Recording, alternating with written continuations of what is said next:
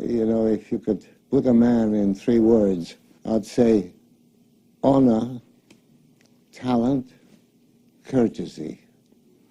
To me, those 3 were the outstanding ingredients of George. I liked George's work because he was a stylist. Style is the expression of the whole nature of a filmmaker, in this case a director. And I think no matter how you put it, films for a director are always autobiographical. You don't have to see him work. You see his films, and through it all you see who George Stevens was. With a stylized filmmaker, you see it from a more poetic point of view.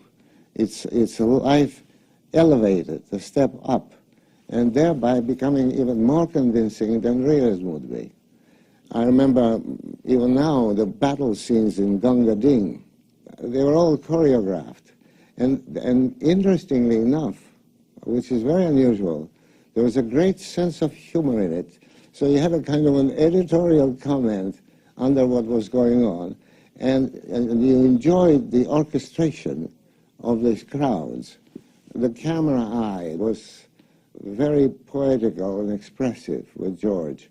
If you take Shane, for instance, every shot conveyed much more than the eye saw. There's a kind of a wonderful way of making the invisible visible. In the life that we live today, when most of the things you see on the screen are smaller than life, they're not even like life. You need something that is bigger than life, nobler than life, and something that inspires you.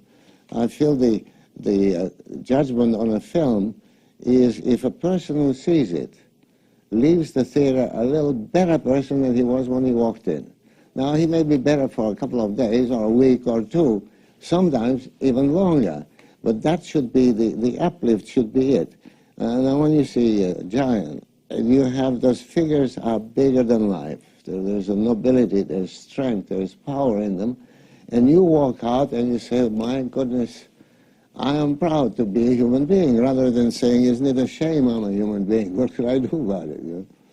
When the interest and the emphasis is put on human characters, on human dilemmas, and how to solve them, human aspirations, those films will live forever, at least as long as the celluloid lasts. And this is what George was concerned with, and this was the strongest thing that came to you from the screen when he was at it.